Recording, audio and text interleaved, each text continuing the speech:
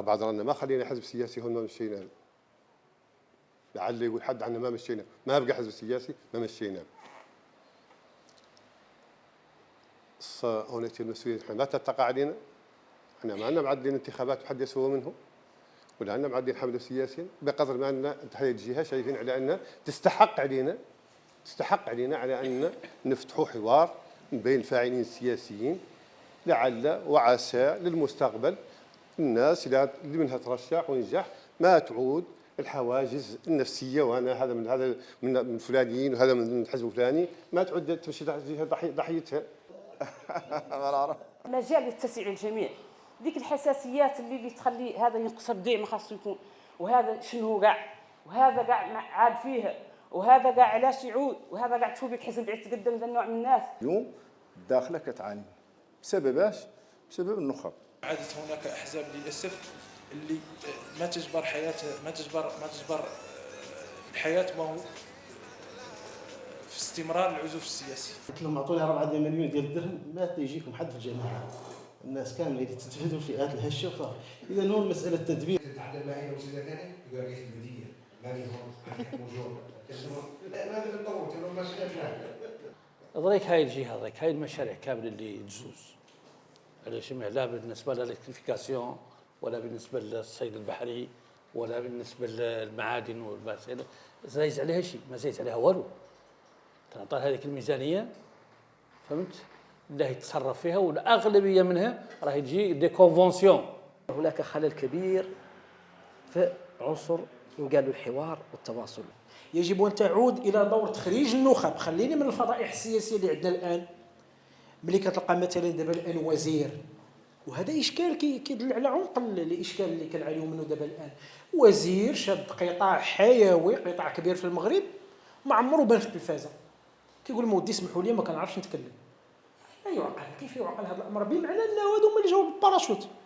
انسان كان ربما هو تاجر او اقتصادي او لا او مهندس او لا علاقه له بالميدان السياسي، جابوه عطاوه مسؤوليه اكبر منه وزيدوه لقدام. المجلس الجهوي والمجلس البلدي تحكمه عائله واحده. قنبله هاي.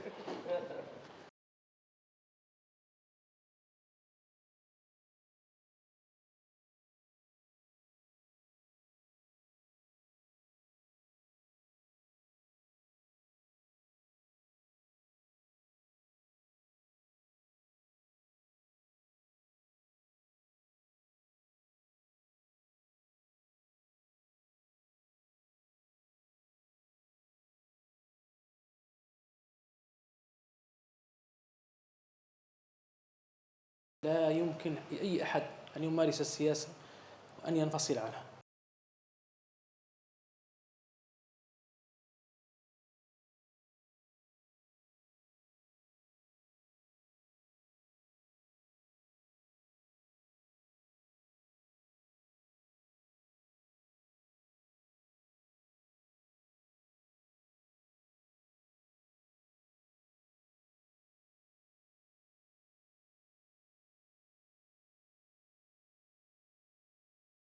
هذا المقر اللي انتم شايفينه كان ممكن عنه ما يكون من 2021، لان الامكانيات منعدمه، شبه منعدمه، وحنا لا ندبروه بشوي منخرط.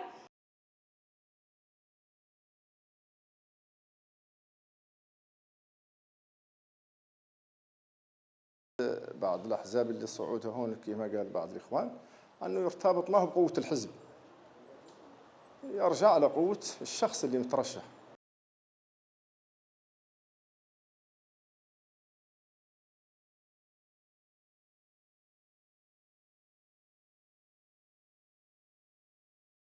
متقاسمين المجالس كامله، متقاسمين المقاعد في البرلمان. بغينا نعرفوا هؤلاء الاحزاب الاثنين في هذه الولايه من 2021 لا من 2021 ليله شنو هي نتائجهم على ارض الواقع.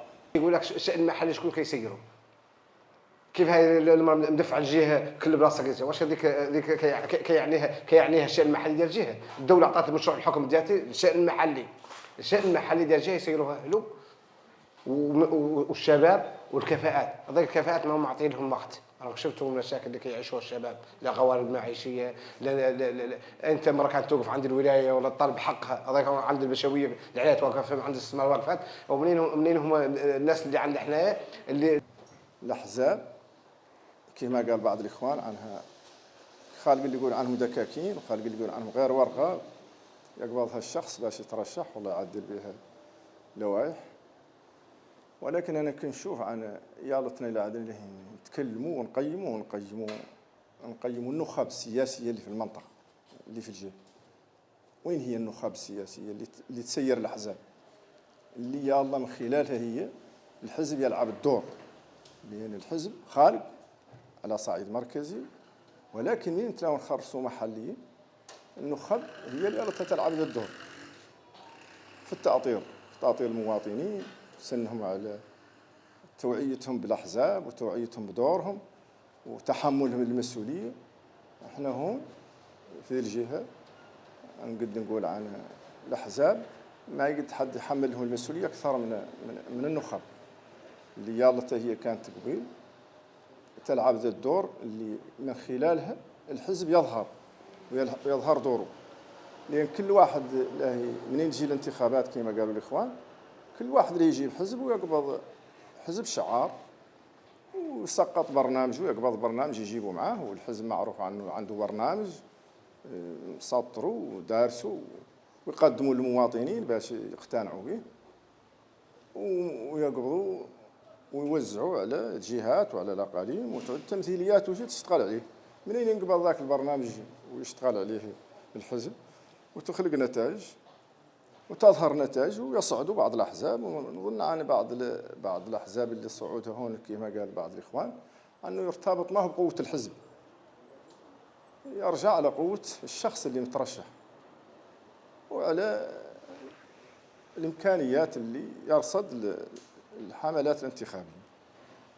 يطلع مجلس مكون من احزاب ولا 4 ويقعد يسير في مده محدده، مده انتداب 6 سنين. هذا المجلس شنو هو النتائج اللي جاء في هذه 6 سنين وكيفاش سير هذه المسؤوليه ورجعت نتيجتها على هذا المواطنين اللي داروا فيه الثقه وعلى هذه الساكنه اللي يمثل وعلى هذه الجهه. احنا اليوم تعرفوا عنا ما خاص الحقيقه، الامكانيات ما هي خاصه ومتوفره، والاحزاب وفرت عطات تمثيليات للناس، ولكن تطلع النخب دور النخب هو اللي يعطوا ويحاسب عليه ويخرص في العمل وفي النتيجه. وهذا هو الشيء اللي الحقيقه مازال نتمناه ان شاء الله في المستقبل يتغير. الحالي واللي فات ما لنا متشائمين حتى، ولكن اللي ما نقدر نقولوا عنه خلق شي ذاك هو كبير.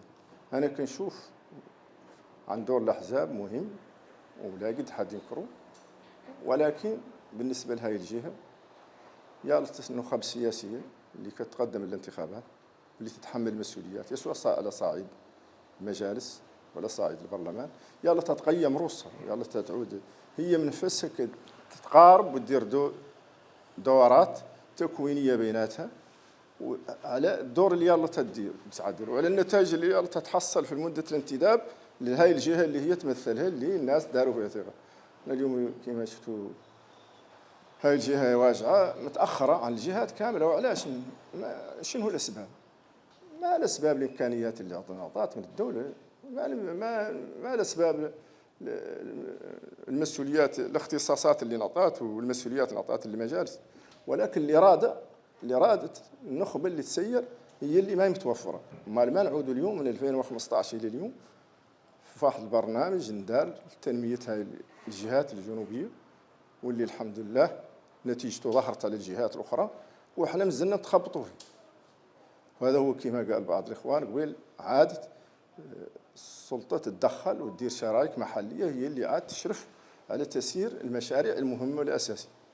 لهذا تقييم يالتو يقيس النخب نظن عنه يالتنا نقيموا الرسل، يالتنا نعودوا واقعيين مع الرسل، ويالتنا نعرفوا عن حان الوقت اللي المسؤوليه من تنقبض ما تعود مسؤوليه من اجل الكسب، من اجل ندور اللي الراسي والله المحيط، من اجل مردوديه لأن هذه في الأخير مسؤولية تكليف ليس تشريف، وفيها برنامج محدد وانت تحملت مسؤوليته سواء في أي مكان من المسؤولية.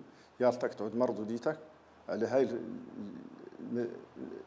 الجهة اللي انت تنتمى لها وعلى هذا الإقليم اللي انت تنتمى له، ترد تجيب له مردودية من خلال المسؤولية اللي عندك ومن خلال الإسباقية اللي نعطات لك. المواطنين ثاقوا فيك وأعطاوك نتائج، ذاك الطريقة اللي أعطاوك بها النتائج راهي معنا قاع منبشين عنها، نقولوا الحزب نجح وفي الأخير ذاك باللي من عاد الحزب يقول لك الحزب خارج. هون خالقين حزبين هو اللي يسيروا الداخل، حزبين ما خالق حتى حزب ثاني.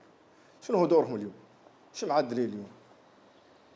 متقاسمين المجالس كاملة، متقاسمين المقاعد في البرلمان. بغينا نعرفوا هؤلاء الأحزاب الاثنين في هذه الولاية من 2021 لا من 2021 إلى شنو هي نتائجهم على أرض الواقع مقارنة مع منين خرصوا اليوم الداخلة ونشوفوا ذا الواقع فيه.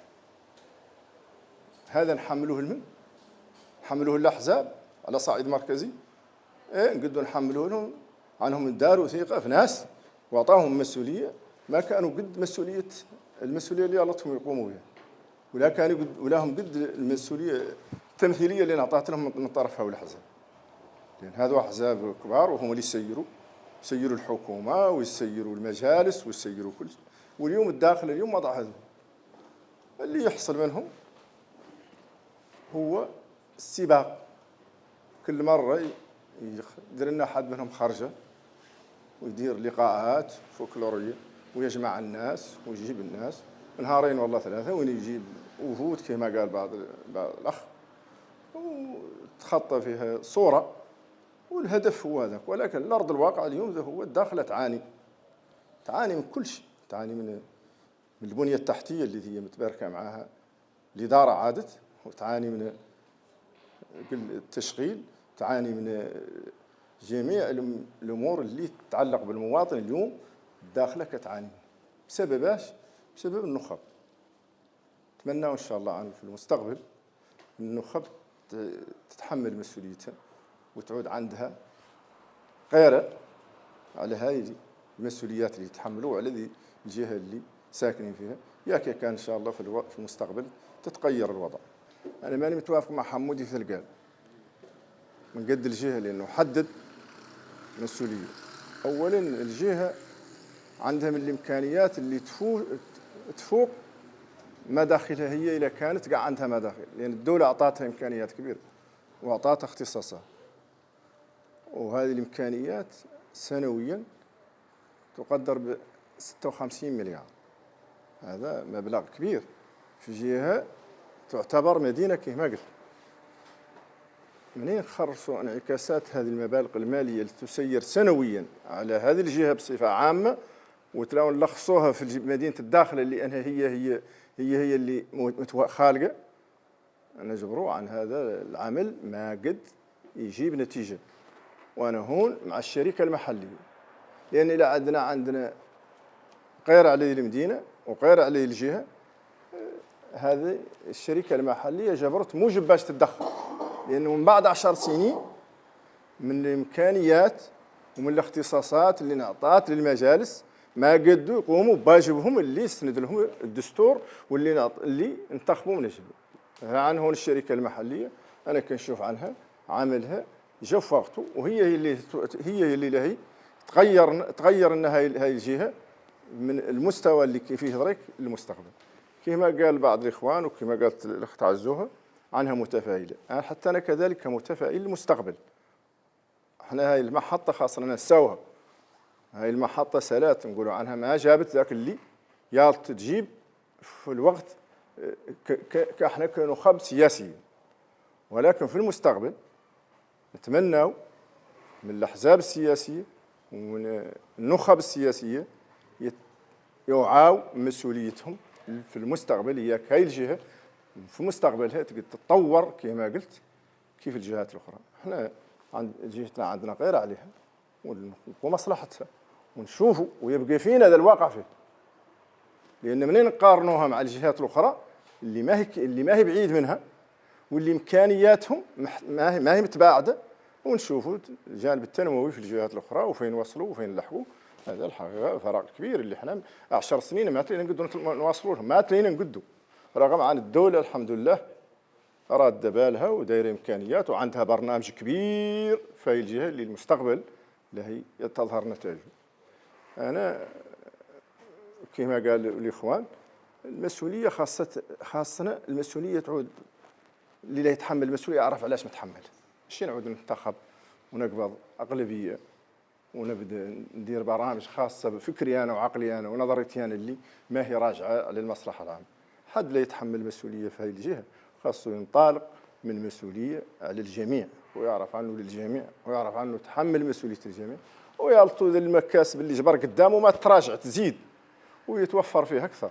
هذه الجهه عندها خيارات كبيره الحمد لله وعندها امكانيات وعندها مؤهلات في جميع الموارد، فيها الصيد البحري وفيها السياحه وفيها الفلاحه وفيها الطاقات المتعدده وفيها المجالات الاخرى، ولكن من تعود ما عندها حسن التدبير نتائج هي هذه نعانوا احنا من 10 سنين. حق احنا فعلا في المجالس كاملين واكبنا المجالس، ولكن اللي يتحمل المسؤوليه هو اللي يتحمل المسؤوليه. انا شفت قبيل عن خالقين احزاب كيمارسوا المسؤوليه في الوقت الحالي. يا لطهم كانوا قبيل يلعبوا ذا الدور ويا لطهم يوعوا ويا لطهم يعودوا البرامج اللي تقدموا بها للمواطنين واللي جابوها من عند الاحزاب اللي يمثلوا يبداوا يطبقوها منين يتحملوا المسؤوليه. هذيك برامج حدنها تنقبض في وقت الحملات ومن توفى الحملات كلها يدير برنامج الخاص به. لهذا نتمنى ان شاء الله في المستقبل في محطه 2027 و26 تجي نتائج اللي تصلح ما تخسر في الجهه، ولا بغض النظر عن اي حزب وبغض النظر عن اي مسؤول اللي يتحمل مسؤوليه يلطو يعرف عنه متحمل المسؤوليه ويخاف من الله هي الاولى ويعرف عنه محاسب ويعرف عنه يتحمل مسؤوليه الضعاف فقراء ناس اليوم اللي ما عندها مساكين في هذه الجهه ما عندها ما هو ستر الله. الناس اليوم عندها مشاكل في المعيشه، خالق الناس اليوم عندها مشاكل في الصحه كما قلت، خالق الناس اليوم عندها مشاكل في السكن، خالق من الناس اللي عندها المشاكل في التعليم المنظومه التعليميه كما قال الاخ، الصحه. هذه مسائل الحقيقه اللي الدوله ما هي السبب، الدوله وفرت واعطت الامكانيات الياسره واعطت الاختصاصات للمجالس واعطتهم المسؤوليه باش يشتغلوا، ولكن اللي مدارس الثقه في نفسهم اللي يديرها به. وهذا يرجع لنا احنا كنخب سياسيين ويا الاثنين نعودوا صراحه ونتحملوا المسؤوليه في ذا الاطار. واللي منا مستقبل لا يهمه السياسه ما يعتمد الا على انا عندي الامكانيات باش ننجح ولا نجحت كاع. هذا هو الشيء اللي بغيت نزيد وشكرا. السلام عليكم، بسم الله الرحمن الرحيم، والصلاة والسلام على أشرف المرسلين. في البداية لابد أن نرحب بجميع الإخوان الممثلين ديال الأحزاب السياسية والفعاليات المدنية والاقتصادية، وهي فرصة الحقيقة باش نتجابوا ونتسالموا، لأننا نعتبر أننا الذي يجمعنا أكثر مما يفرقنا، ولو أننا كل واحد ينتمي لحزب سياسي. هذه الأحزاب السياسية التي هي مؤسسات دارت الدولة من أجل أن تضمن المشاركة السياسية للأفراد والمواطنين داخلها من أجل تمثيل المواطنين. وطبعا لا يمكن أن نقول بأنه الانتماء للأحزاب السياسية يجي خدمة للأجندات الدينية أو غيرها، لأنه طبيعة القانون المغربي لا يسمح بذلك، ولأنه كامل نحن كننتموا لأحزاب سياسية وطنية وفق الشروط المنصوص عليها في القانون المغربي. وبالتالي أعتقد بأن جميع الأحزاب المغربية السياسية عندها كامل المرجعية الإسلامية الحمد لله، هذا ما فيه خلاف ولا فيه كاع مزايدات. هذه من جهة. من جهة ثانية بالنسبة لنا على مستوى جهة الداخلة وادي الذهب، اختيارنا نحن كحزب العدالة والتنمية برئاسة الأخ مربيه رب البهالة لدور الأحزاب السياسية في التنمية السياسية المحلية، نحن درناه مبادرة ونختاروا الأحزاب السياسية الثانية. أي حد داروا الصبح نحن مستعدين ونحن منفتحين جميع الأحزاب، لأنه النقاش دائما والحوار يجمع أكثر ما يفرق، ونحن لا الناس ديال الحوار والنقاش. وكنعتقد أن الجميع عارف أن نحن طبيعتنا نحن داخل هذا الحزب اللي قد يجيبنا لا الأجواء ديال الحوار والنقاش والديمقراطية وشي ثاني طبعا راهو الكل لا يخفى عليه ما وقع وما يقع في جميع المحطات الانتخابيه اللي نحن اليوم نقدروا نذكروها احتراما للجميع. والارتباط الناس ديال المنطقه بالاحزاب السياسيه بغيت نركز عنه ليس ما هو ارتباط ايديولوجي ولا هو ارتباط على اساس قبلي. وانا نستحضر التطور التاريخي اللي قال السيد الرئيس مامي بوسيف ومراحله التاريخيه كاملين عندنا داخل المؤسسات تسمى بحزب سياسي وطني. بالتالي الاحزاب السياسيه اليوم ما تقدر تجبر فيها قبيله واحده ولا تجبرها على انتماء على اثني ولا قبلي، وذلك كل شيء داخل الاحزاب السياسيه الهدف واحد. والدليل كذلك انهم بدون نجبروا اكثر من واحد ممثل والله عنده تجربه في اكثر من حزب سياسي مع الاحترام للجميع. وانا بغيت نرجع للعنوان ديال الاختيار نحن الموضوع ديال المشاركه ولا التقييم ديال دور الاحزاب في التنميه السياسيه والمحليه، ونقول عن هذا السؤال والله هذه الاشكاليه هي اشكاليه مطروحه، هي قديمه وجديده في نفس الوقت. قديمه وجديده لانها منذ القدم مازال نحن كاع ربما ما نسميها الاحزاب السياسيه كان دائما نقاش بين السلطه وبين المواطنين الممثلين في الاحزاب السياسيه على اساس تنازع الاختصاصات والتنفيذيه. ونحن طبعا عندنا التجربه، معنا رئيس جهه سابق وعندنا منتخبين بدا يعودوا في المجالس للاسف الاغلبيه حنا كنا زين عندنا يحضر كل شيء. وجواب على التساؤل ديال الاخ الصلاي لان الاخ كاتب الجهوي اتصل بمجموعه من الاخوان من الاحزاب قال لي بدا عنه جاي في اخر لحظه اعتذر ما علينا. بالتالي الدوله في التجاوب ديالها مع الاحزاب السياسيه في هذا النقاش ديال التمثيليه باش نشوفوا هذه القضيه ديال مركزه القرارات على مستوى الدوله من اجل يعني التنميه الاقتصاديه محليا في جميع المحليات كان منذ القدم. كنذكر السيد الرئيس بانكم انتم رئيس جهه الولايتين بالقانون 47/96 منظم كاطار منظم لتدبير مجالس الجهات، ومن بعد تم ذاك القانون ساري المفعول وكان نقاش الى ان فهمت السلطه المركزيه بانه النخب على مستوى الجهات انها تدور اطار جديد يضمن المواطنين المحليين والسياسيين باطار قانوني جديد اكثر اريحيه يشوفوا هما تصورهم على من اجل تنزيل التنميه اللي خاصه بذيك خصوصيه كل منطقه. من هون جا الخطاب الملكي السامي ديال 2010 اللي كان اللبنه الاساسيه الاولى باش تعود تصور جديد ديال الجهويه. كتتذكرون جميعا ان كانت واحد اللجنه ربما في يناير 2010 اللي على اساسها كانت اللجنه الاستشاريه الجهويه عطات مقترحات، وجلاله الملك كان قال في خطابه السامي بانه يدور واحد نموذج مغربي يعود يضمن الجهويه على مستوى التراب الوطني.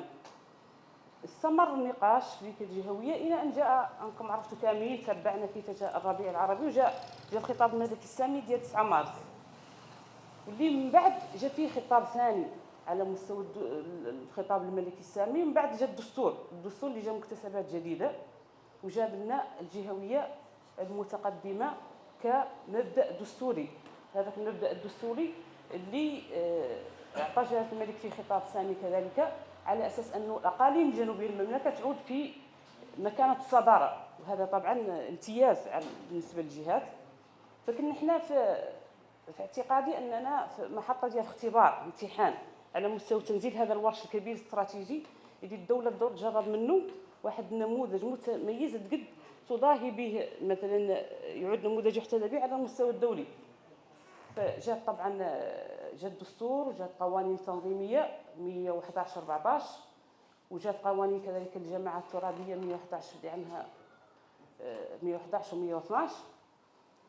وكان التنزيل حتى على مستوى الحكومه انخرطت كذلك بانها بتعليمات وتوجيهات ملكيه كذلك دائما من خلال الخطوب الملكيه بانها اقرت ميثاق لتمركز الاداري هو الذي يضمن بان الادارات كذلك تعود مركزيه. هذا النقاش كامل كان الهدف منه هو عنه ذاك النقاش اللي نتوما نقولوا حنا بريك حالا قلنا شي منه عنه كل شيء ممركز.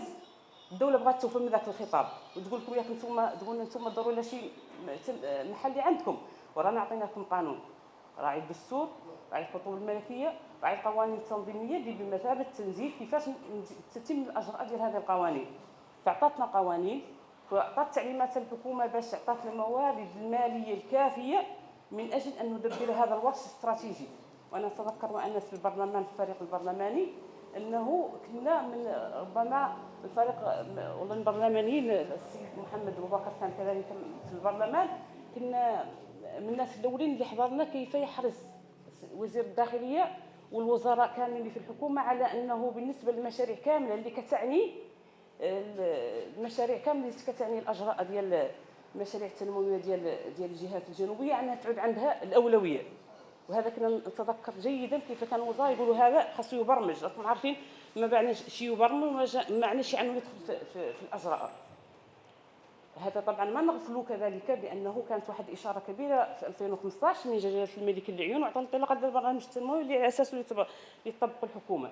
بالتالي هذا أظن أنه هذا النموذج ديال التنظيم الترابي والإداري اللي هو متقدم على مستوى الدولة اللي عطات احنا كنخبة سياسية على مستوى الجهات، نحن اليوم في امتحان فيه.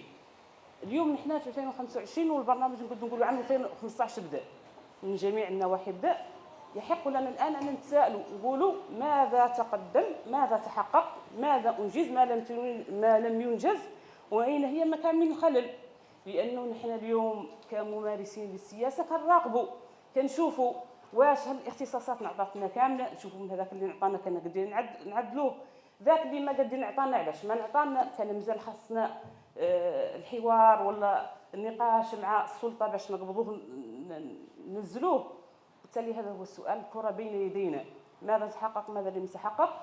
ونفس الشيء انا كنظن عنه تصوري المتواضع انه ينطبق كذلك على الاحزاب السياسيه. اليوم الاحزاب السياسيه ما يمكنها عنها اللي تقول لك راك تيري تم يجيني القرارات مركزيه. انا نعطي مثال ديال الكتابه الجهويه ديال الحزب اللي راه الاخ مربيه ربو. نحن نشتغل، وهذا جواب على من خالق اللي يقول دكاكين سياسيه، نشتغل على برنامج انتخابي محلي، انتخابي ذاك اللي ولا تنظيمي محلي ديال الحزب اللي يشرف عليه الكاتب الجهوي، وهذا مستمر.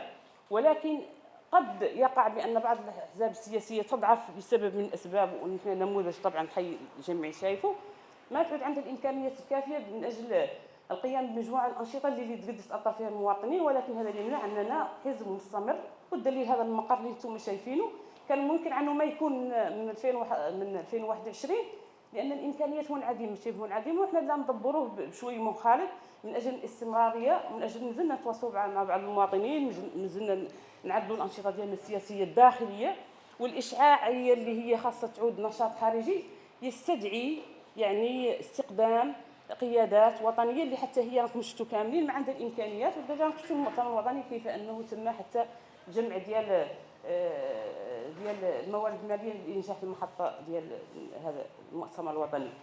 السؤال هذا الشيء اللي بغيت نقول به أنه الكرة بين يدينا كمنتخبين، وأنا عندي نظرة متفائلة لأنه كيف ما كان الحال 10 سنوات من التنزيل ديال الجهوية هي عمر قصير في التاريخ ديال التدبير.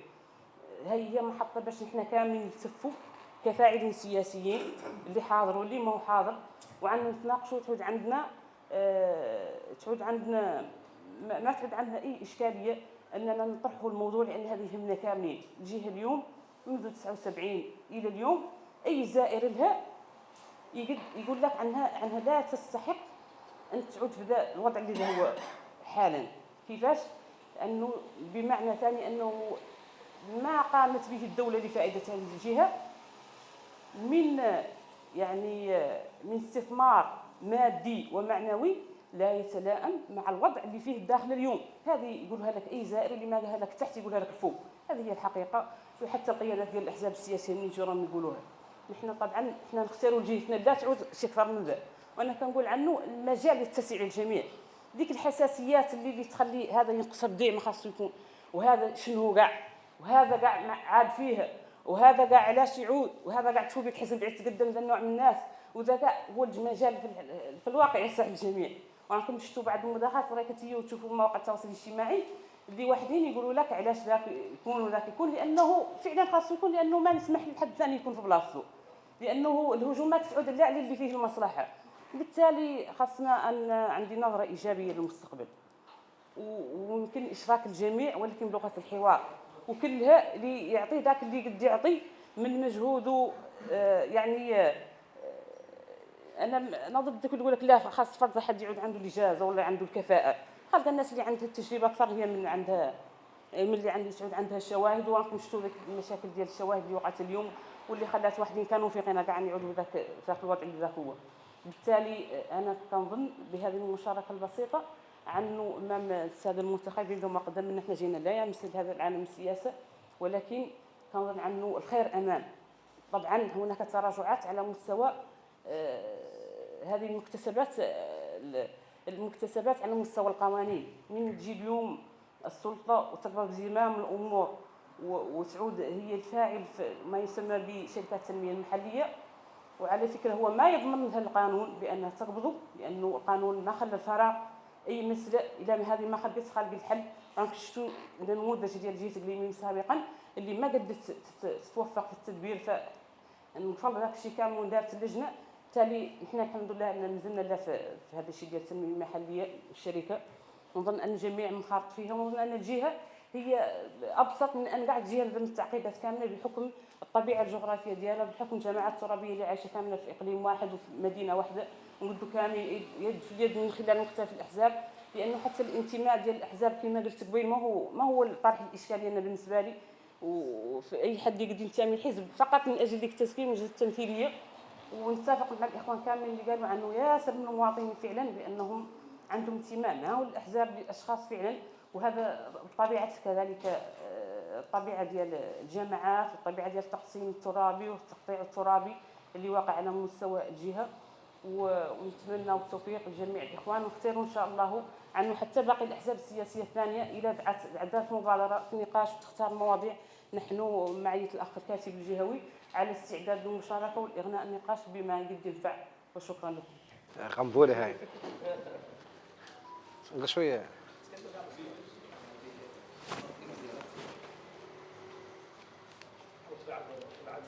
صافي. مهم كنشكر العدالة والتنمية على هاي المائدة المستديرة. أحمد الصلاي فاعل سياسي بجهة الداخل والذهب. الأحزاب السياسية ودورها في فاعل سياسي وتنموي منذ استرجاع إقليم وادي الذهب، ونحن متتبعين الشأن المحلي. فعلا كان زين عندي عود حضور فاعلين كامل السياسيين باش بلادنا يطرح الملاحظات ويطرح ذاك الشيء كامل اللي كنعيشوه كفاعلين بهذه المنطقة. الأحزاب اللي كتمثل الأحزاب الجهوية هنايا دارت أخطاء.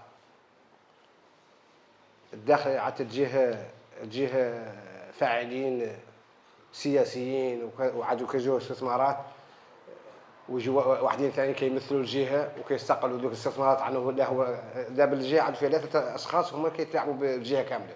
هذا الشان ديال الاحزاب واقع لنا في الداخل بوجوه العيون. الدوله عندها دارت المشروع الجهويه هذه وعطات انطلاقتها في 2010 كنموذج باش يجربوا فيها ابناء ديال الجهه. نحن كنا خدامين وكنعطوا كان عندنا برامج كنطرحوها. ترى تفاجئ تجي الدوره تلقى اتفاق الشراكه اشخاص ثانيين ما عندهم علاقه بالجهه. التنميه الدوله عطاتهم سنين. هذا جا الوالي ديال الجهه عام واحد غير الوضع هنايا، والناس ديال المنطقه كفاعلين سياسيين ما عندهم غير المنطقه، كل واحد كيشوف له مصالحه. نفس الوجوه اللي كنعرفوا لهم هما نحن بعدنا عنهم ودخلنا في عمل جمعوي باش يتعاونوا معنا باش يعود هو يلعب في جانب السياسي ونعودوا نحن جانب جمعوي نعودوا متوحدين نفس التوجه. أظنك الدولة بكل صراحة الدولة ذاك عاد تشرف هي راسها فقد مصداقية ديال النخب. تعرف النخب واخا يترشح يعود برلماني ولا يعود رئيس الدولة ما تدير في مصداقيته مشات. الخطاب ديال جلالة الملك يعطى الأحزاب يلعبوا دورهم والمجتمع يلعبوا دور هم متغيبين باش انت يعود عندك توجه. ولا انا كنت رئيس اللجنه ديال الاستشاريه في مجلس ديال الجهه عندي التصور ديال الشباب. عاد ديور الشباب هذاك دار الشباب كنا يسمحوا يتعطى عليهم كان عندنا لقاء ديور الشباب 4 ديور الشباب وقفوا لي باش تخدمهم. انت اتفاقيه مؤخرا اتحاد جمعيات كيف انه مؤسسه مليار، جامعه ديال كره القدم مليارين، نادي النوادي اللي دار ما عندهم المبالغ، الناس اللي تخدموا فاعله مقصيه، ترى هذاك من عائلتك ذاك قريبه، هذا الوقت ما كاين شي قالوا الاحترام ديال العائله، محترم العائله، لكن الانسان عود سياسي وفاعل سياسي دار خطا تنقال في وجهه مباشره. ما يمكن حنا نتم صابرين عاد كيجونا اشخاص ثانيين من المدن الثانيه وعادوا كيترشحوا بالجهه. شكون كيترشح معاه؟ جايبوا ولد المنطقه ودافعوا معاه باش يعاونوا. هذاك مؤخرا زياره دو مستور ولا شحال، انا كان بالصيف فاعل وكنحضر في لقاءات دبلوماسيه كيقول لك الشان المحلي شكون كيسيروا. كيف هاي مدفع الجهه كل بلاصه كيسير، واش هذيك كيعنيها الشان المحلي ديال الجهه؟ الدوله عطات مشروع الحكم ديالتي الشان المحلي ديال الجهه يسيروها له، والشباب والكفاءات، هذيك الكفاءات ما هم معطين لهم وقت. راك شفتوا المشاكل اللي كيعيشوها الشباب، لا غوارض معيشيه، لا انت مره كانت توقف عند الولايه ولا الطالب حقها، هذاك عند البشويه العيالات واقفه عند الاستثمار واقفات، ومنين هما الناس اللي عندنا حنايا اللي عطيناهم اصواتنا باش ينوموا عنا باش يحقوا زي السنه، ما كيلحقها، كيشوفوها مصالح هو الراسل وعاد مطيب عن الساحه الجهويه، كيجي عندهم مصالح وذاك ما قبلناه مربي. فهمت؟ ضريك هذه الطريقه اللي خدام بها باش يعود عائله مسير المشهد السياسي في المنطقه. ذاك راهو ما نقبلوا. انا كنا فخورين هذيك الساعه كانت تلوم عنا السيده نائب ما قدام وجهها مثل المنطقه، وكانت تلوم عنا وكانت ترافع. نهار مشات هي البرلمان شكون تترافع؟ شو واحد يتكلم؟ كاين نهار بقات عام الانتخابات كيف عادوا كيطرحوا المشاكل تعيشها الساكنه. واحد الثاني عاد دخل ذاك خوه ذاك اختو ذاك ما قابلين، خاص ذاك المجلس السياسي يتغير في المنطقه. الدوله عطات المشروع ديال الجهويه وعاطيه حكم ذاتي، يعني خاص فاعل السياسي يترافع عن هذا المشهد السياسي وعنه يفتح مع الكفاءات المحليه. الانسان يعود كفاءات محليه نعطيه حتى هو فرصه للشان المحلي. عاد ذاك الناس كتجينا عاد يرشحوا علياتهم، نحن عندنا كفاءات، عندنا المجازات. علاش واحد يجي عاد هو مترشح وعاد مع اسرته معاه وهو جاي من مدينه ثانيه وعاد كيسيروا المحلي هون ديال الجهه. والحقيقه علاش عاد واش انا نعطي الشكي؟ مش انا كنت منتخب، واش يجيني واحد كيقول يعطيني الشك؟ واش انا مريض؟ خاص بلاد يعود عنده قيره ديال المنطقه، يعود عنده قيره يدخل الانتخابات بشفافيه ونفتح فرصه.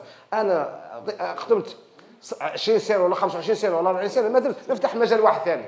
ما يمكن لك انت عائله خاصه يا مربيه انتم كحزب وانا كامين عام ديال الحزب مولي خاص الاحزاب هنا المحليه دير عريضه. ما يمكن عائله واحده تم تفرق عادوا داخل حتى الغرف المهنيه، ترى الغرف المهنيه ترى في الفلاحه صعيد البحر، هذا ما يمكن. الاشياء المسميات فيها تحدثت مع شركه التنميه، ولكن هناك يعني بالنسبه للمسؤول الاداري اين دور رقابه السلطات المحليه يعني في عمل الجماعات وعمل تدبير المجالس؟ لا يعقل أن كانت فترة بين 2015 إلى حدود 2021 كان هناك صراع سياسي، ربما المجالس ما توفقت، ولكن حتى المسؤول الإداري كيتحمل المسؤولية كما أكد الأخ عثمان. إذا بالتالي هنا يعني خاص الرقابة تكون دورها الفعال في إطار يعني، ولكن ربما هنا يعني شركة التنمية هي ربما قيدت عمل المجالس، قيدت يعني، وهذا كما تحدث يعني الاستاذ المامي، ونحن كنعتبر ان الجيل المامي هو جيل قدوه ديالنا، لانه راكم يعني هذا الجيل هو اللي جاب الاحزاب السياسيه من خلال الاتحاد الاشتراكي حتى تجدد العداله والتنميه. ولكن انا ربما يعني هناك تفاؤل يعني ان شاء الله تكون انتخابات مقبلات فرزنا يعني ناس جدد نتمناو يعني يكون سيروا. يعني الاستاذ حمودي من خلال مداخلته تحدث عن الجماعات المحليه فعلا، لان ربما حمودي يتكلم عن الجهه واش هل عندها دور فعال ولا عندها دور، ولكن هل الجهه فعلا عندها دور؟ لان هناك ميزانيه فعلا، الدوله حددت الميزانيه الجهه والمجالس السياسيه لنفسها كما تعلمون، ولكن هل لها حريه مطلقه في اتخاذ عده قرارات ام لا؟ بالتالي بالنسبه للجماعات المحليه بالنسبه لي كتجربه صغيره، ربما كعضو يعني شاركت في مجلس معين من خلال يعني الدولة أعطت كل شيء الجماعات، أعطت ميزانيات مهمة، ولكن أنا يعني من خلال تجربتي في الجماعة يعني لاحظت عدة يعني امور يعني اذا بالتالي كما يعني هناك يعني عدم وعي بالنسبه للمسؤول يعني على الجماعه وهي كيدبر الجماعه. هناك ميزانيه مهمه صراحه، انا اعطيتهم خطه عمل، قلت لهم عندكم 3 فصول معينه في الجماعه، هناك فصول تحدد ميزانيه، هناك فصل كيخص بالنسبه يعني التعليم عن جماعه تقدم يعني دعم مادي للناس اللي في حاجه يعني لهذا التعليم. هذا الفصل قلت لهم حددوه، اعطوه مبلغ مهم في قدر مليون ديال الدرهم ولا 50. هناك فصل اخر حددته بالنسبه يعني دعم فئات الهشه، يعني قلت لهم حدوا هذا الفصل زيدوا فيه 50 مليون، راه مليون ديال الدرهم حيدناها. هناك دعم اخر يقال له يعني بحال العرضيين، يعني الناس الفئات الهشه، يعني هذا قلت لهم زيدوا منه اعطوه مليون ديال الدرهم. هناك يعني خطوات اخرى يعني في اطار يعني التفاعل مع المركز الاستثماري، يعني كذلك جلب وظائف معينه كذا. اذا بالتالي قلت لهم اعطوني 4 مليون ديال الدرهم ما تيجيكم حد في الجماعه، الناس كامله اللي تتفهدوا الفئات الهشه وصافي. اذا هو مساله تدبير، ربما مربي في عده يعني قنوات اعلاميه تحدث عنه، يعني نقول ان اشكال هو اشكال تدبيري حد. وشكرا. جزاك الله خير. هذه الجهات، لانه كيف ما كتلاحظوا بانه النقاش العمومي غايب تماما على مستوى هذه الجهات، اللي نشوفوا من نقاش عمومي ونقاش اصحاب البذره والكرافات اللي يجيك مثل نقاش يعني مؤطر ومهيكل في واحد الاطار معين ويرجعوا بطبيعه الحال، وهذا خلى فراغ، والطبيعه بطبيعه الحال هي تأبى الفراغ. هذا من جهه. النقاش حول الاحزاب السياسيه اذا بغينا نعموه ولا زاد نتحدث عنه في اطار الوطني، هذه المؤسسات هو كان اطرها الدستور بطبيعه الحال في اطار ذاك الفصل السابق، تحدث عن مهمتين اساسيات لا بد يطالعوا بها الاحزاب السياسيه. المهمه الاولى هي اللي تتعلق بالتأطير والتكوين السياسي للمواطنين، هذه بالنسبه للمهمه الاولى، واللي بطبيعه الحال نعترفوا كاملين بغينا ولا كرهنا بانها غائبه تماما على مستوى الغالبيه العظمى من الاحزاب. والمهمه الثانيه وهي تمثيل المواطنين على مستوى الهيئات المنتخبه. هذا ربما يقد يخلق فيه نقاش، لانه اللي نشوفوه مؤخرا هو انه الناس عاد ولا زاد هذه النخبه المنتخبه عاد تمثل رؤوسها، وانا شخصيا ما نلومها نظرا لانه اللعبه الانتخابيه كامله يسودها نوع يعني من التضعضع ونوع من الفساد اللي عاد منقطع النظير حقيقه. هذا من جهه. الحزب كحزب اولا احنا من نشوفوا الاحزاب على المستوى الوطني سيرورتها التاريخيه تتحدث على انه كان هناك يعني تقوي ولا زاد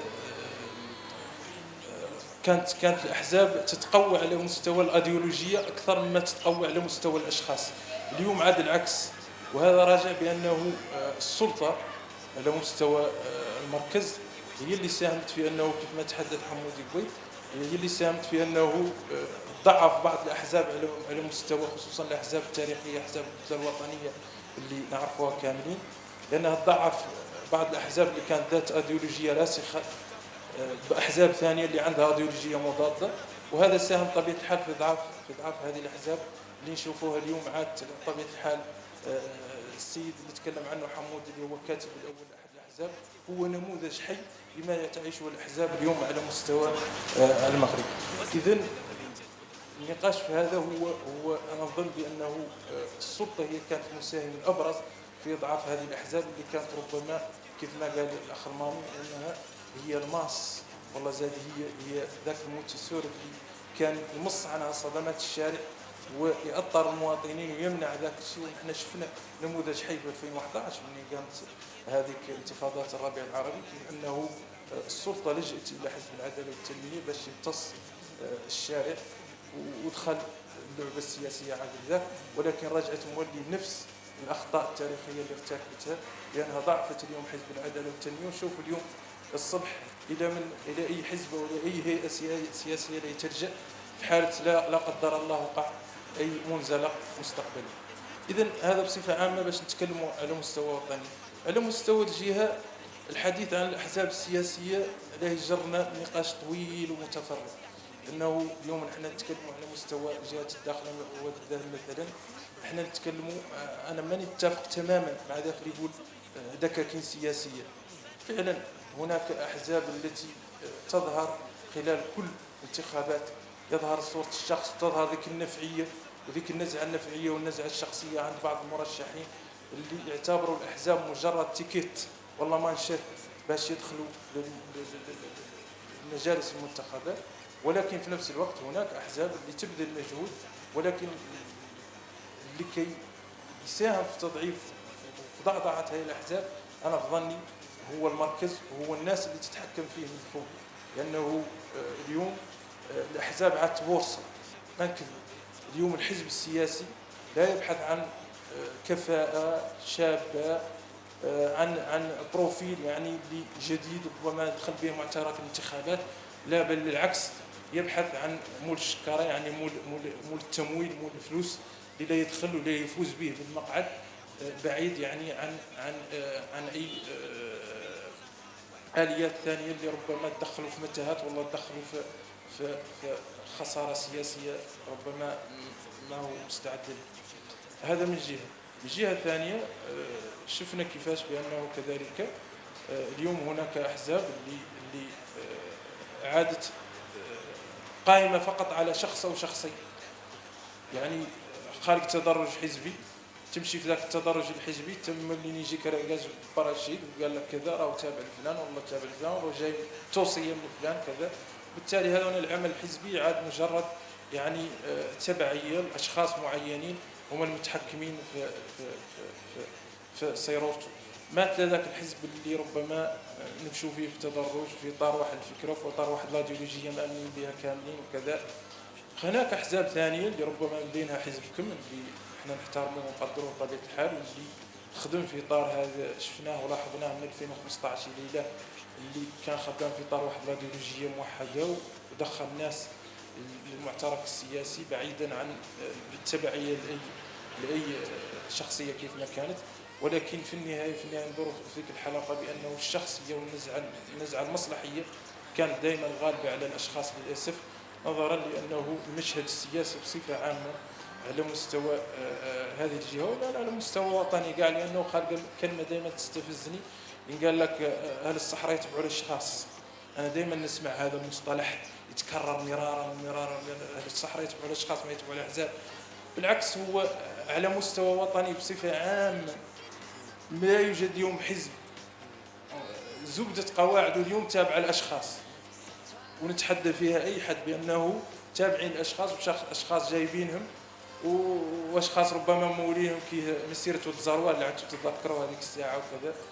إذن الأيديولوجية ما مآمن بها حد، القلة القليلة ربما والنظر القليل من الأحزاب اليوم اللي عاد مآمنة بالأيديولوجية وتهمها المصلحة العامة وكذا إلى غيره من ذيك الشعارات. وبالتالي الكلام هنا عن الأحزاب لابد يقودنا إلى ما نعيشه اليوم على مستوى هذه الجهة من تقهقر بحقيقة، لأنه ليش شفنا اليوم بعض مجالس المنتخبات اللي انعطات لها واحد منظومة قانونية ودارت لها واحد إطار قانوني كبير وواحد ترسانة قانونية اللي مهمة، جابت لها إمكانيات مالية كبيرة، وللأسف اليوم نشوفوا أنها تكرست الفشل بشكل يعني دائم متكرر. لأنه هذا شو وداه بأنه الفاعل السياسي اللي رشحناه أول مرة ما جاء عن طريق تدرج حزبي وما تأطر في إطار حزب وتكون أولا باش يمارس مهامه السياسية ويعرف على أنه هو إنما هو صوت للمواطن ذاك الكرسي، بل جاء عن طريق يعني آليات وأدوات ثانية اللي ربما عاد اليوم مسيطرة في سوق الانتخابات للأسف، واللي عاد الغالب فيها هو المال السياسي بشكل كبير. إذن هذه المؤسسات المنتخبة شفنا كيفاش أنه السلطة رجعت مولي ودارت اليوم شركات التنمية المحلية اللي هي اليوم من 79 إلى ظليله داخلة تعيش واحد الركود تنموي. اليوم شفنا كيفاش أنه إذا كانت تبدل بين عشية وضحاها بفضل السلطة اللي خدمت بطبيعة الحال، بينما هذا يكرس للأسف. ونرجع لواحد النقطة أساسية، يكرس ويشهد على أننا كنا يعني كنخبة، يعني كانت النخبة المنتخبة، النخبة السياسية على مستوى الداخل كانت فاشلة للأسف. هذه السنوات اللي ضاعت من التنمية، وهذه السنوات اللي تخطت إلى يومنا هذا، اللي ما قد الفاعل السياسي أنه ينفذ، يعني والله يخلي بصمته على الأقل على مستوى شوارع الداخل وعلى مستوى هيكلتها، بل بالعكس شفنا كيفاش أنه الفساد ضوبت أضعاف مضاعفة. اضطرت السلطة عنها تتدخل بطبيعة الحال وتؤدي وظيفة الفاعل السياسي اللي كان من الواجب أنه يؤديها. إذن بالمجمل هذا اش وداه لنا، لأنه ذاك الفاعل السياسي اللي طلع النهار الأول ما طلع من إطار واحد القاعدة حزبية اللي درج فيها واللي طلعته وعطاته الناس أصواتها، بل بالعكس هو طلع نتيجة واحد ممارسة انتخابية اللي بطبيعة الحال سادت فيها الوقت المال وسادت فيها الوقت المصالح النفعية. وهذا اللي ودانا بطبيعة الحال لهذا المشهد البئيس اللي عايشينه اليوم على مستوى هذه الجهة. طبعا ماني لين نطول عليكم، غير الأحزاب السياسية دورها مهم، ما يقد حد ينكره. احنا كشباب ربما خارطنا في بعض الأحزاب، شفنا كيفاش الخدمة فيها. هناك أحزاب بطبيعة الحال اللي ربما تقد عبر صيرورة زمنية ربما تطول تقد تلحق فيها، ولكن أغلب الأحزاب نقول لك للأسف إذا ما عاد عندك ذاك الدافع والله زاد ذاك الشخصية اللي لا تضحيك فيها، يعني ما عندك هي. وبالتالي اليوم هذا يجرني نقاش ثاني، هو أنه اليوم عادت هناك أحزاب للأسف اللي ما تجبر حياتها، ما تجبر الحياة، ما هو في استمرار العزوف السياسي.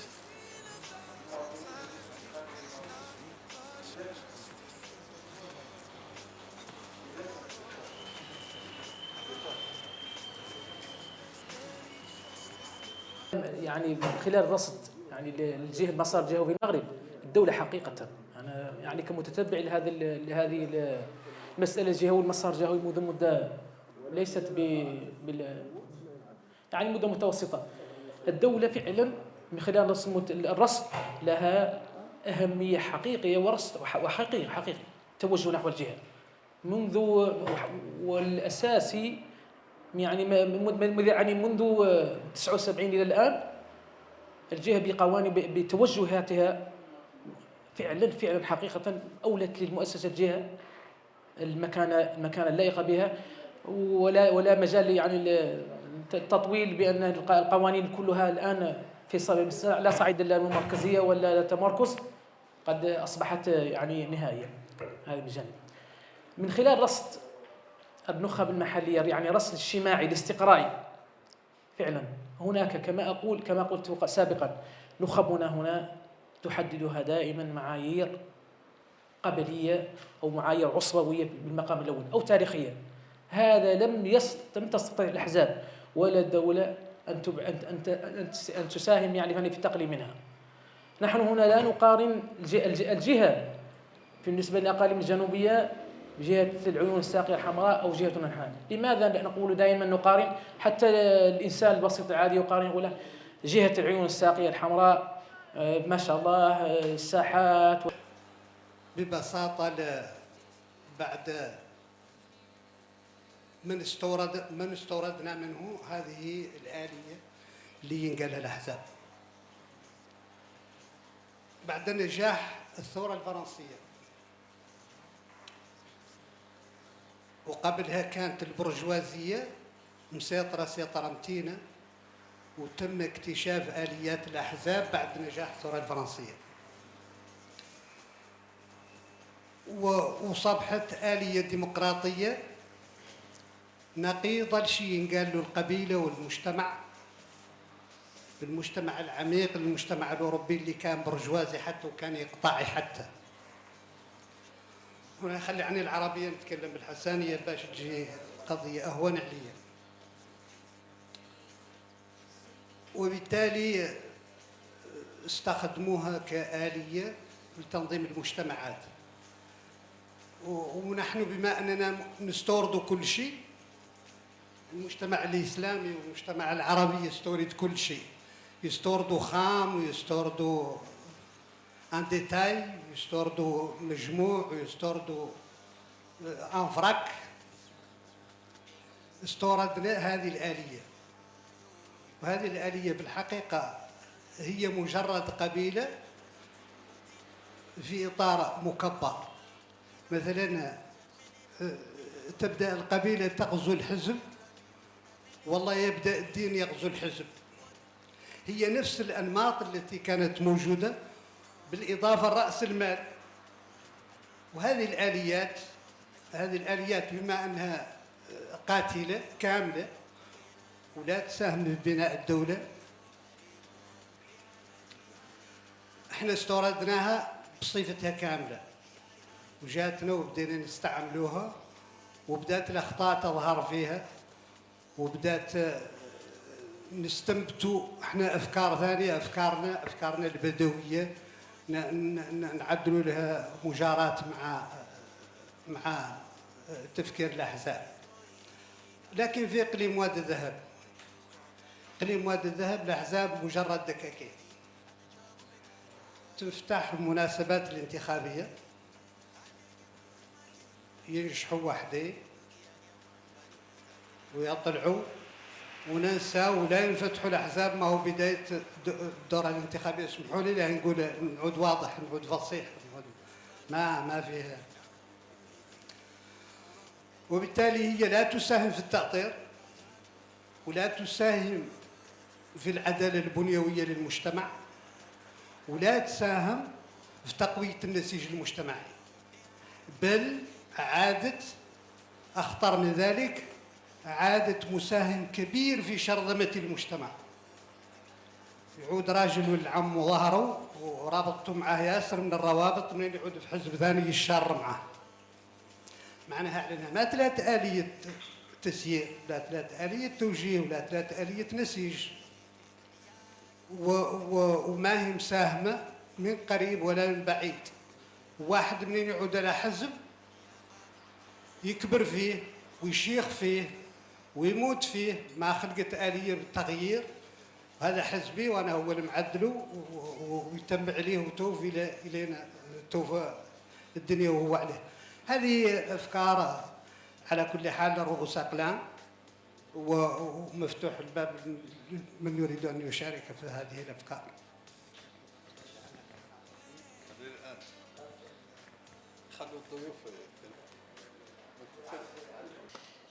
بسم الله الرحمن الرحيم.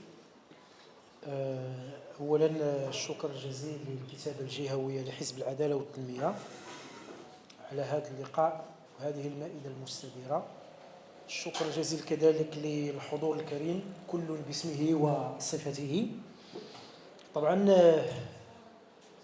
موضوع دور الأحزاب السياسية في الفعل السياسي والتنمية هو موضوع له راهنيته وأهميته، وخصوصا في هذه الأرض الطيبة، بمعنى أن فتح المجال للنقاش لربما قد يؤدي بجميع الفاعلين السياسيين إلى إيجاد أرضية مشتركة لتغيير رؤى معينة أو لإيجاد تحالفات سياسية معينة على المستوى القريب. ولكن اسمحوا لي في البداية، طبعا عندما نتحدث عن الأحزاب السياسية مبدئيا نقصد الفعل المحلي، ولكن هذا الموضوع لا يمكن فيه الفصل بين ما هو وطني وما هو محلي.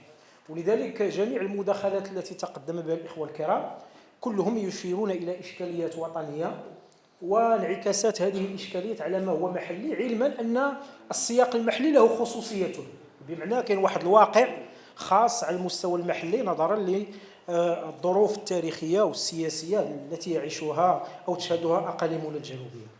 فطبعا لا يمكن أن نختلف أولا أن الأحزاب السياسية في المغرب تعيش أزمة حقيقية. هذه الأزمة تظهر أولا من حيث امتدادها، من حيث قوتها وفاعليتها في المجتمع بالإحصائيات الرسمية المواطنين الذين ينتمون إلى الأحزاب وإلى المنظمات والجمعيات أقل من 10% في المغرب، وهذا يؤشر على أزمة. ولذلك أعتقد أن الدولة يعني عليها أن تتنبه. عدم مشاركة المواطنين في السياسة، في النقابة، في الجمعيات، هذا مؤشر خطير، لأن هذه المؤسسات هي الوسيط بين الدولة والمجتمع.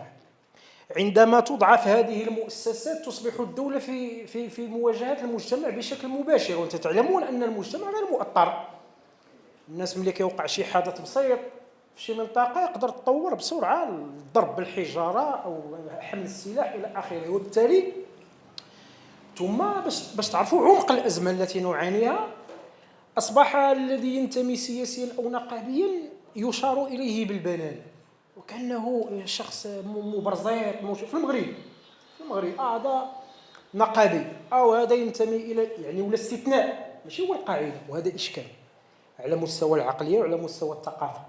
بالعكس، الإنسان الذي ينتمي سياسيا ونقابيا وجمعويا وينتمي إلى هيئات علمية ومراكز ثقافية وفكرية وعلمية إلى آخره، هذا إنسان محترم. هذا اختار أن يشتغل من داخل المؤسسات لا من خارج المؤسسات. وبالتالي هذه ثقافة ما يمكنش تجي بين عشية وضحاها، ولكن بغات واحد المسار طويل. إذن إشكالات الأحزاب السياسية الوطنية ترخي بظلالها على المستوى المحلي. وأعتقد أن أخطر نقطة، يعني من أخطر النقاط الإشكالات الحقيقية التي تعاني منها الأحزاب السياسية، أولا هو أن الأحزاب أصبحت تعيش انفصام مع ذاتها. دابا الآن كتلقى مثلا حزب عنده خلفية اشتراكية وهذا هو الانتماء العالمي ديالو، وشادينو الرأسماليين، هذا إشكال. إذن شنو التصور ديالك أنت لهذه الإشكالية هذه؟ مثلا ماشي كنقول هنا الرأسمالية ماشي عيب كاملة، ولكن ديك الرأسمالية المتوحشة البشعة الشرسة كتلقاها رمز من الرموز ديالها، وانت كتعيش انتحار على المستوى الواقعي وعلى المستوى السياسي. إذا أولا على مستوى الأفكار كتلقاها كيعيشوا تناقضات حقيقية. ثانيا على مستوى الامتداد ما كاينش امتداد، داكشي بسيط للغاية. الأحزاب أصبحت لها طرقها الخاصة، وهي طرق لا أعمم طبعا، أنا لا أعمم، ولكن واحد العدد كبير أصبحت لها طرق خاصة في جلب الناس، يعني الإغراء بالمناصب بالمسؤوليات، تحريك الأموال إلى آخره. هذا جانب للأسف الشديد، وليس الجميع. هنالك أحزاب يعني يشهد لها بالنظافة. كذلك على مستوى، وهذا أخطر شيء، على مستوى استقلالية القرار الحزبي. أصبحت الآن عدد من الأحزاب تتحرك بالتليكوموند، بمعنى ما عندهاش قرار ديالها خاص، ولا ربما ما وقع مؤخرا وأشار إليه بعض الإخوة ديال ملتمس الرقابة. وملتمس الرقابة لا يمكنه من الناحية السياسية أن يسقط الحكومة، هذا ما فيهاش نقاش، ولكن هو سوف يطرح النقاش حول مسار هذه الحكومة، حول إنجازاتها، حول برنامجها، ماذا تحقق ماذا لم يتحقق، بمعنى غادي تخلق واحد الدينامية سياسية. فإذا به بين عشية وضحاها للأسف الشديد، وكاين واحد الإجماع على أنه ذاك الحزب كان حزب وطني عنده تاريخ كذا. شوف الآن من يتزعمه ومن يترأسه، ما يمكنش نقول تاجر تجارة شرف، هذا سمسار، هذا التسمسير هذا. وبالتالي هنا كتبان لنا عمق الأزمة السياسية. ولذلك أشار الأستاذ الكريم هو أنه كاين إشكال عند النخب. راه ملي كنقولوا الأزمة ديال الحزب السياسي، راه الحزب ما هو إلا إطار تنظيمي، راه أزمة الإنسان، هذاك الإنسان الذي يتحرك من داخل ذيك ما يسمى بالنخبة السياسية، راه هي أصبحت يعني أولا ما النخبة ما عرفتش واش عندها برنامج ولا لا. ثانيا كاينه إشكالية ديال المصداقية عند واحد العدد كبير من، ولا ربما هذا الشيء يبان أكثر في السنوات الأخيرة. كانت تفتح عندنا في المغرب واحد القوس ديال الديمقراطية وديال الحرية وكذا، ولكن تم غلقه بسرعة. والآن عدد رؤساء الجماعات المتابعين، عدد المنتخبين المتابعين، يعني هذا إشكال. كما كنقولوا بالعامية الدارجة ديالنا، هذا راس السوق راهم إما بعضهم في الحبس وإما متابعين في قضايا ديال تبذير المال العام إلى آخره. إذن فهي إشكالية نخب. ولذلك الدولة كذلك لابد أن نقولها بصراحة تتحمل مسؤوليتها، حيث الدولة عندها إمكانية أنها تقوي الأحزاب السياسية كما عندها الإمكانية أنها تضعف الأحزاب السياسية. إذا بغت تقويها، الدعم وهذا راه مسألة عالمية، أن تحافظ على استقلاليتها، أن تكون هنالك مفاوضات بما يمثل شيئا من الرقي نحو الديمقراطية، والإضعاف كذلك له طرق، واختراق هذه الأحزاب من الداخل وتفجيرها من الداخل، كما وقع لعدد من الأحزاب الوطنية التي أصبحت بلا لون ولا طعم. وهذا يرجع إلى طبيعة النظام السياسي المغربي. نحن أشار أحد الإخوة الكرام هو كاين جوج ديال الأنظمة، وفي الحقيقة كاين ثلاثة، إما نظام ديمقراطي وإما نظام استبدادي، وكاين الأنظمة الهجينة اللي هي ما هي ديمقراطية وما هي استبدادية. وحنا في المغرب تقريبا غنصنفوا هنا حيث ما كاينش شي حاجة ما بين الهجين والديمقراطي، هي أفضل الهيبريد، هي يعني كتشوفها في بعض الممارسات ديمقراطية حسنة، أنه عندنا تعددية، عندنا أحزاب، عندنا مؤسسات، عندنا حكومة، عندنا انتخابات، هذه مؤشرات كلها إيجابية، ولكن في بعض الممارسات كتبان أنها ممارسات غير صحيحة، مثل التحكم في الانتخابات إلى آخره من الممارسات التي نعلمها جميعا، بمعنى كيوليو الناس عارفين مسبقا شكون اللي ممكن يطلع. خلي داك السياق ديال 2011 هذاك اللي كان معروف، كانت ديك الساعه الورقه الوحيده اللي ممكن انها غادي تفك الاشكال هو حزب العداله والتنميه. طبعا الدوله خلات الامور مشات بنزاهه وبشفافيه، واعطتنا النتيجه هو صعود حزب العداله والتنميه اللي كان يضيق عليه من قبل، يعني هذه ما كانش فيها تدخل. ولكن الاشكال هو ملي كتولي انت كتفهم التوجه العام فين غادي، قبل كتقدر تعرف شنو هو الحزب السياسي لربما اللي هو جا، وبالتالي هذه الاحزاب خاصة ترجع لهويتها والماهيتها. صحيح كما أشار الأخ الكريم قبيل أنه كاين إشكالية ديال الرأسمالية العالمية، التيار الليبرالي إلى آخره، الضغوط ديالو إلى آخره، ولكن راه ممكن هذه الأحزاب كذلك في التاريخ. وأشار أحد الإخوة إلى الثورة الفرنسية. الثورة الفرنسية لما قامت وهي لابد لأي واحد بغى يدرس حركة التغيير أنه يرجع يقرأ على الثورة الفرنسية. الثورة الفرنسية أهم شيء قامت على النخب، يعني عندنا نخب كتكون نخب وطنية، نخب صالحة، عندها مشروع، تريد أن تحدث تغييرا داخل البلد، تريد أن تسير بالبلد نحو الديمقراطية، وكدير واحد الفعل اللي هو إيجابي، بمعنى أنه التغيير يمكن يجي من عند النخب الحزبية والسياسية. ما يمكنش أنا نعلق الأخطاء كاملة على الدولة وعلى المجتمع ولا كذا، كل واحد، أنا القاعدة التي أؤمن بها كل شخص يتحمل المسؤولية من موقعه. وبالتالي هذه الأحزاب يجب أن تعود إلى دور التطهير، يجب أن تعود إلى دور تخريج النخب. خليني من الفضائح السياسية اللي عندنا الآن، ملي كتلقى مثلا دابا الآن وزير، وهذا إشكال كيدل على عمق الإشكال اللي كنعانيو منه دابا الآن. وزير شاد قطاع حيوي، قطاع كبير في المغرب، ما عمرو بان في التلفازة، كيقول مودي اسمحوا لي ما كنعرفش نتكلم.